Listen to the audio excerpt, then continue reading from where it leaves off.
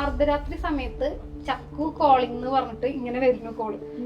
അപ്പൊ ഞാൻ ഫോൺ എടുത്ത് നോക്കിയപ്പോ ഇവള് ഫുൾ കരച്ചില്, ഭയങ്കര കരച്ചില്, പൊടിയേ എന്നൊക്കെ പറഞ്ഞിട്ട് എന്ത് പറ്റി എന്ന് ചോദിച്ചോളൂ. അപ്പൊ അവൾക്ക് ശ്വാസം കിട്ടുന്നില്ല. അപ്പൊ ഇവള് കാര്യം പറ അപ്പൊ ഇവളെന്നോട് പറഞ്ഞു അച്ഛമ്മ മരിച്ചു എന്ന് പറഞ്ഞു. അച്ഛമ്മ മരിച്ചു എന്നാണ് പറഞ്ഞത്. പക്ഷെ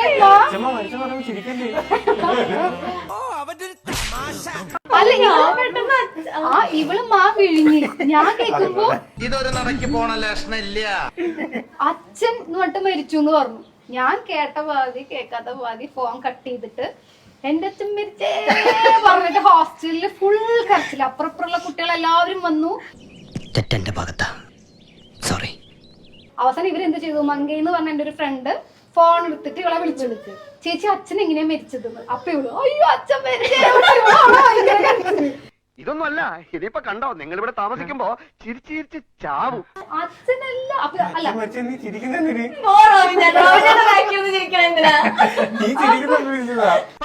അല്ലെങ്കിൽ പിള്ളേച്ചൻ നുണ പറയുന്നതായിരിക്കും.